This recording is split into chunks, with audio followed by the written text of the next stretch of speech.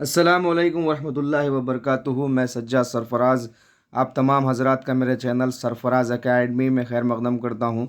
आज की हमारी क्लास वैदिक दौर में तालीमी निज़ाम यानी एजुकेशन सिस्टम इन वैदिक पीरियड पर होगी। यानी इस दौर का तारुफ, इस दौर के मकासद और इस दौर में निसाब किस तरह से पढ़ाया जाता था।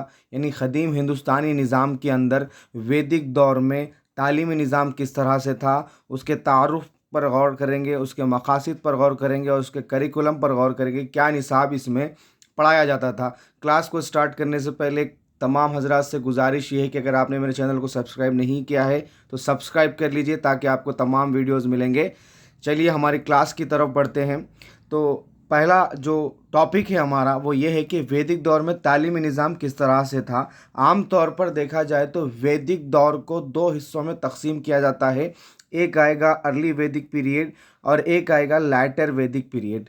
अर्ली वैदिक पीरियड को ऋग वैदिक पीरियड भी कहा जाता है। यानी जो पहला जो दौर था वैदिक का जिसको अर्ली वैदिक कहेंगे, तो उस दौर में सिर्फ एक ही वेद मौजूद थी जिसको ऋग्वेद के नाम से जाना जाता था, इसलिए इसको ऋग्वेद वैदिक दौर भी कहा जाता है। अगर हम अर्ली वैदिक दौर की बात करेंगे तो अर्ली वैदिक दौर जो है वो 1000 BC से 1500 BC का कहलाता है। अकॉर्डिंग टू बुक्स के हिसाब से कि 1000 BC से 1500 BC तक जो दौर है वो अर्ली वैदिक दौर कहलाता है। यानी इसका जो सिस्टम ऑफ एजुकेशन था वो कुछ और था। उसके बाद लैटर जो वैदिक पीरियड आया है वो लैटर वैदिक पीरियड के अंदर उसका जो निज़ाम था वो बिल्कुल थोड़ा सा अलग था। बाज़ माहिरीन ये कहते हैं कि 1000 BC से 600 BC तक या 500 BC तक जो निज़ाम था वो लैटर वैदिक पीरियड का निज़ाम था। यानी बाद वैदिक दौर का जो तालीमी निज़ाम था वो 1000 BC से 600 BC पर मुश्तमिल था। तो ये निज़ाम था। दो दौर एक ही वैदिक दौर में कहलाते हैं। पहले दौर के अंदर जो एजुकेशन सिस्टम था वो कुछ और था। माबाद के अंदर जो एजुकेशन सिस्टम था वो पहले वाले से कुछ मुख्तलिफ था, लेकिन दो भी एजुकेशन सिस्टम वो वैदिक दौर से ही ताल्लुक़ रखते हैं। चलिए क्लास की तरफ बढ़ते हैं। वैदिक दौर का तारुफ क्या है उसके बारे में देखेंगे। यानी इंट्रोडक्शन क्या है, तालीमी निज़ाम का इंट्रोडक्शन एक्चुअल है क्या, उसके बारे में हम थोड़ा सा देखेंगे आगे। फर्स्ट पॉइंट है, देखो वेद की ज़बानी इस्तिलाह, वेद या वेद की ज़बानी इस्तिलाह ज़बानी जड़ विद से माखूज़ है। इससे पहले भी ये पिछले वीडियो के अंदर ये माना आया था कि वेद की जो इस्तिलाह है वो विद से माखूज़ है। और विद जो है वो संस्कृत ज़बान का लफ्ज़ है जिसके माने हैं टू नो, जानना, या टू नॉलेज, इल्म के भी माने इसके आते हैं। अगर हम इंग्लिश में कहेंगे टू नॉलेज भी इसको हम कह सकते हैं। टू नॉलेज के माने आते इल्म के। तो वेद के दो माने हो गए, एक तो हो गया कि टू नो, जानना, और दूसरा हो गया इल्म के। तो दूसरे पॉइंट की तरफ बढ़ते हैं। इस तरह वेद की इस्तिलाह के माने ज़िंदगी की रूहानी तरक्की को हासिल करने के तरीक़ों और ज़राए का इल्म है। यानी कि विद का और वेद का एक्चुअल जो माना है, वेद किस पर बेस्ड है बोल तो एक शख्स जब उसको पढ़े तो उसकी जो रूहानी तरक्की हो, उसके अंदर जो रूहानियत हो, उसको जो है उसको परवाज़ मिले और उसको जो है रास्ता मिले, उसको तरीक़ा मिले ताकि वो खुदा तक पहुँच सके। तो थर्ड पॉइंट में हम देखते हैं कि लिहाजा वेद का जो मौजू है वो धर्मा पर है या धर्म पर है या ब्रह्मा पर है। यानी ये धर्म कहेंगे या धर्मा कहेंगे मज़हब को, धर्म को, जो वैदिक दौर के अंदर धर्म मौजूद था उसको कहेंगे। दूसरा है ब्रह्मा। ब्रह्मा यानी इनका जो खुदा था उसको कहेंगे। यानी वैदिक दौर में जो तालीमी निज़ाम था वो तालीमी निज़ाम जो वेद माखूज़ थी वो वेद का दो ही चीज़ों पर मौजूद था, इन्हिसार था। एक तो धर्म पर था, धर्म की तालीम दी जाती थी, वेदों के अंदर यही बात शामिल है। दूसरा था ब्रह्मा। ब्रह्मा यानी उनका खुदा, भगवान जिसको हम कह सकते हैं। तो उनसे किस तरह से करीब हो सके उसके मुतालिक बातें जो है वो वेदों पर माखूज़ है। चौथा पॉइंट देखेंगे, क़दीम हिंदुस्तान में सबसे पहले जिस निज़ाम का इर्तिक़ा हुआ उसको वैदिक निज़ाम तालीम के नाम से जाना जाता है। दुरुस्त बात है, क्योंकि जिस वक्त वस्त एशिया से आर्यंस यहाँ पर आके बसे तो जो आर्यंस का निज़ाम है वो वैदिक निज़ाम कहलाता है। इससे पहले भी हड़प्पा निज़ाम वाले थे, लेकिन उनमें तालीम का जो निज़ाम था वो उरूज पर नहीं था, वो लोग सिर्फ खेती बाड़ी करते थे। लेकिन आर्यंस ऐसे थे जिसमें लोग पढ़े लिखे थे, वो लोगों ने अपनी किताबें लिखी जिसकी वजह से उनके लिटरेचर से हमको पता चला कि उनके अंदर जो है तालीम किस तरह से मौजूद थी। पाँचवा पॉइंट देखते हैं, क़दीम निज़ाम तालीम वेदों पर मबनी था, इसलिए इसको वैदिक निज़ाम तालीम जाना जाता है। ظاہر سی بات ہے وید سے جو ہے ان کا لٹریچر کا پتہ چلا، اس لیے اس کو ویدک تعلیمی نظام کا نام دیا گیا۔ ہندوستان کی ثقافت کی جو بنیاد ہے وہ ویدوں میں ہے۔ ظاہر سی بات ہے کہ جو ثقافت ہے، کلچر ہے، وہ کتاب سے ظاہر ہوتی ہے، تو ویدوں کی وید جو کتابیں ہیں اس سے ثقافت جو ہے ویدک دور کی ظاہر ہوتی ہے۔ نیکسٹ آگے کی طرف بڑھتے ہیں۔ 6واں پوائنٹ ہے، دیکھیے ویدک دور کے مذہبی ماہرین کا ماننا تھا کہ وید اصل میں معبود حقیقی تلاش کا ذریعہ ہے، یعنی خدا تک پہنچنے کا، ان کا جو برہما خدا ہے اس تک پہنچنے کا ذریعہ ہے، اور علم برائی سے نجات کا راستہ ہے، اور علم جو ہے وہ برائی سے نجات کا راستہ ہے۔ درست بات ہے کہ اگر انسان کے پاس علم آ جائے تو وہ برائی سے دور ہو جاتا ہے۔ 7واں ہے، دیکھیے ویدک دور میں تعلیم کو پرکاش یا نور سے تعبیر کیا جاتا تھا۔ بالکل، کیونکہ اس لیے نور سے تعبیر کیا جاتا تھا کیونکہ تعلیم جو ہے، علم جو ہے، وہ انسان کی روحانیت کو پروان چڑھاتی ہے، جس سے وہ خدا تک پہنچ سکتا ہے۔ 8واں پوائنٹ ہے، دیکھیے وید کا ماننا تھا کہ تعلیم سے شخصیت کی تعمیر ہوتی ہے۔ درست بات ہے کہ تعلیم ہو تو ہمارے کردار اور شخصیت میں نکھار پیدا ہوتا ہے، اور ایک پوائنٹس یہ بھی شامل ہے کہ جو ویدک دور میں انسان ہوتا تھا، جو جاہل انسان ہوتا تھا، اس کو جانور سے تعبیر کیا جاتا تھا۔ یہ بھی بات درست کہا جاتا ہے، کیونکہ جاہل جو انسان جو ہے وہ سماجی حیوان کے برابر ہے، تو اس لحاظ سے ویدک دور میں جو بے علم جو انسان جس کو بولتے ہیں، جاہل جو انسان ہوتا ہے، اس کو جو ہے وہ لوگ جانور کے نام سے موسوم کرتے تھے۔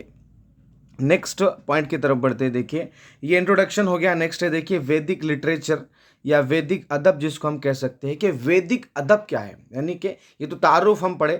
اگر ہم دیکھیں گے کہ ویدک دور کی جو ثقافت ہے وہ ویدوں کے ساتھ ساتھ کس چیز پر مبنی تھی، کیا کیا چیزوں سے ہم کو ویدک دور کے تعلیم کا پتہ چلتا ہے، تو ویدک لٹریچر سے ہم کو پتہ چلتا ہے کہ وید کے علاوہ بھی اور کون سی کتابیں ہیں یا اور کون سے مناڈلس ہیں جس سے ویدک دور کی تہذیب و ثقافت و تعلیمی نظام کا معلوم ہوتا ہے یا پتہ چلتا ہے۔ نیکسٹ ہم دیکھیں گے، دیکھیے کہ ویدک لٹریچر کو 8 حصوں میں تقسیم کیا گیا ہے۔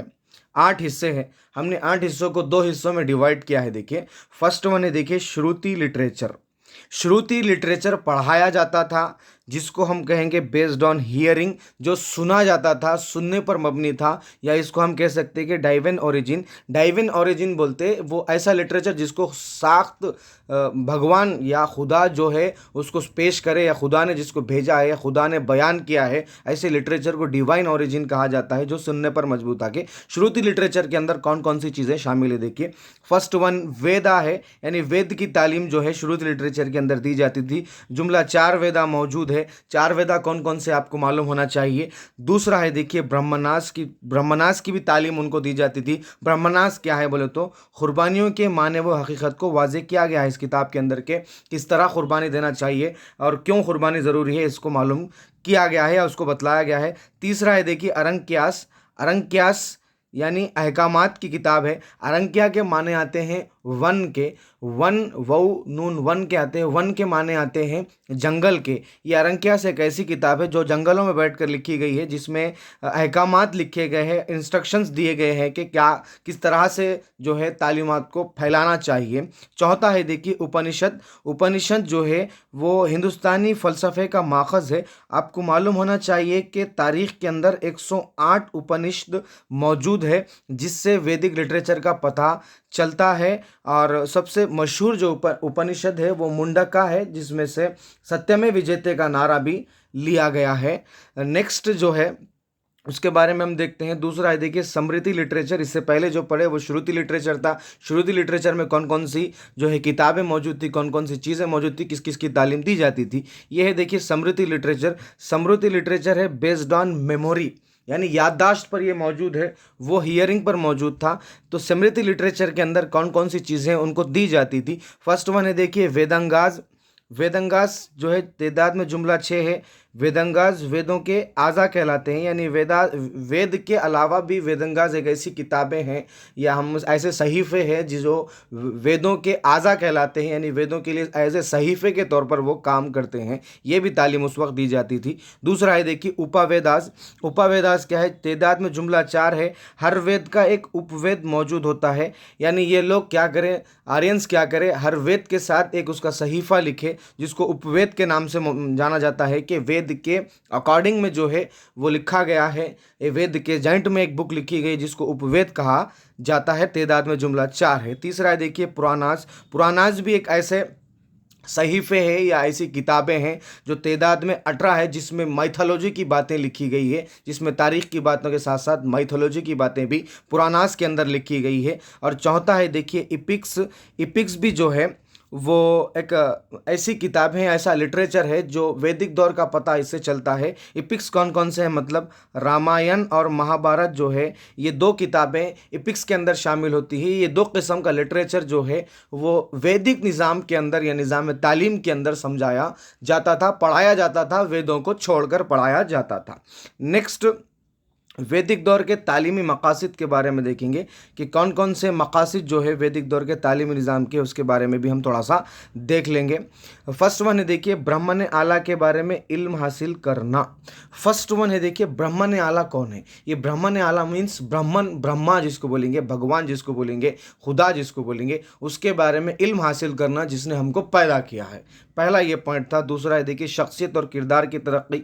ये तो जाहिर सी बात है कि इंसान का शख्सियत और निखार कर दे। फिर उसके बाद थर्ड वन है देखिए फ़र्द की हमाजती तरक्की, यानी all round development of individual person, उसकी हर तरह से डेवलपमेंट होना। चौथा है देखिए रूहानियत की रोशनी में लाना चाहिए। जाहिर सी बात है देखिए इंसान में 2 चीज़ें हैं, एक तो ज़ाहिरी एक तो बातिनी। तो बातिन को संवारने का जो काम होता था वो बिल्कुल दुरुस्त होता था, क्योंकि बातिन से ही हम खुदा से जो है रिश्ता, गहरा रिश्ता बना सकते हैं। रूहानियत की रोशनी में लाना जिसको हम कह सकते हैं। असल ख़ुद को समझना, यानी कि असल ख़ुद को समझना मतलब ये जो ज़ाहिरी जिस्म हमको नज़र आ रहा, हम उसकी बात नहीं कर रहे। हमारे ज़ाहिरी जिस्म के अंदर जो चीज़ मौजूद है जिसको हम रूह कहते हैं, उसके बारे में हमको इल्म होना चाहिए कि ये है क्या और इसका ताल्लुक़ खुदा से किस तरह से है। इसको असल ख़ुद को समझना हम कह सकते हैं। छठवां है देखिए सकाफ़त, रिवायत और इक़दार से आशनाई करवाना के भाई हमारा कल्चर क्या है, हमारी रिवायात क्या है। किसी भी मज़हब का जो डिपेंड अपॉन होता, वो मज़हब की जो बुनियाद होती है वो रिवायात पर ही होती है।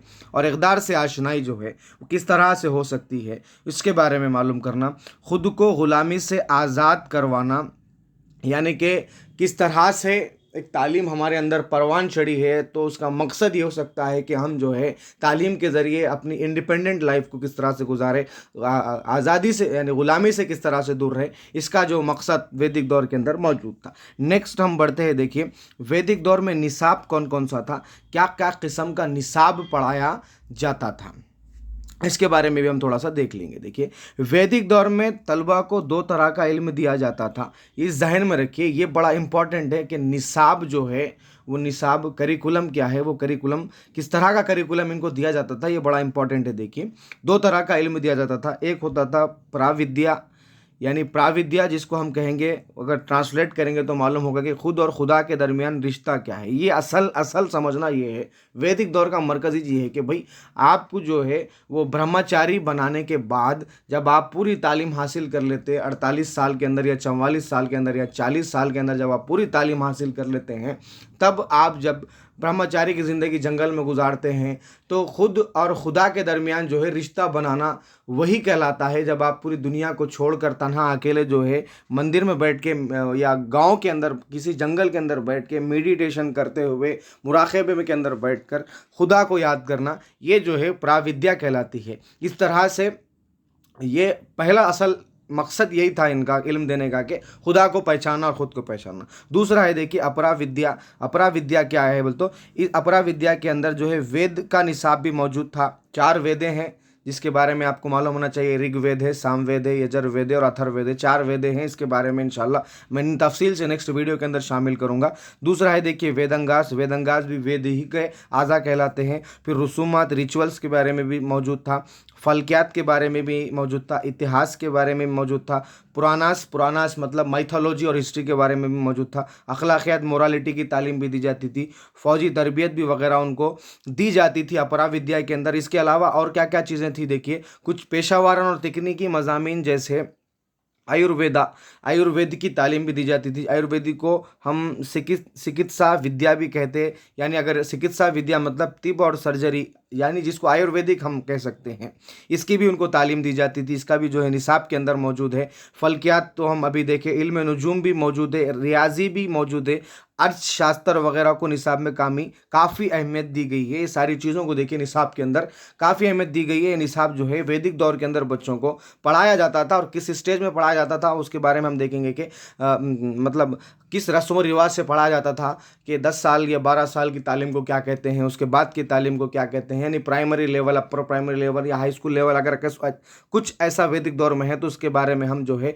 नेक्स्ट वीडियो के अंदर देखेंगे। इसके अलावा मवेशी पालन, ज़राअत, आर्ट एंड क्राफ्ट, जिस्मानी सेहत से मुताल्लिक भी निसाब शामिल किया गया है। ज़राअत तो आपको मिलता है क्योंकि पुराने लोग ज़राअत से ही करते हैं। आर्ट एंड क्राफ्ट की भी तालीम दी जाती थी, मतलब आर्ट कोई नक्श व निगार जिसको बनाना कहते हैं। जिस्मानी सेहत से मुताल्लिक यानी घोड़सवारी जिसको बोल सकते, तीर अंदाजी जिसको बोल सकते, इस तरह की जो तालीम जो होती थी वो निसाब के अंदर शामिल की जाती थी। ये तो हम लिटरेचर के बारे में देखें, तारुफ देखें, मकसद देखें। अभी जो है अभी हम तालीमी निज़ाम की खुसूसियात देखेंगे कि खुसूसियात जब हम पढ़ेंगे तो उसमें बेसिक से आएगा कि कौन सी रस्म व रिवाज से तालीम दी जाती थी, कौन सी उम्र तक तालीम दी जाती थी, फिर स्कूल को क्या कहा जाता था, उसके बाद जो है उनके बच्चों को क्या कहा जाता था, कौन सी रस्म व रिवाज के ज़रिए दाखिला मिलता था, फिर कौन सी उम्र में कौन सी रस्म व रिवाज होती थी, कौन सी यूनिफॉर्म्स होती थी, उसके बारे में भी हम जो है धीरे धीरे नेक्स्ट वीडियोस के अंदर इंफॉर्मेशन को हम कलेक्ट करते जाएंगे। तो आज की हमारी क्लास यहाँ पर मुकम्मल होगी। मैं उम्मीद करता हूँ कि आपको मेरी क्लास समझ में होगी। जज़ाकल्लाह खैर।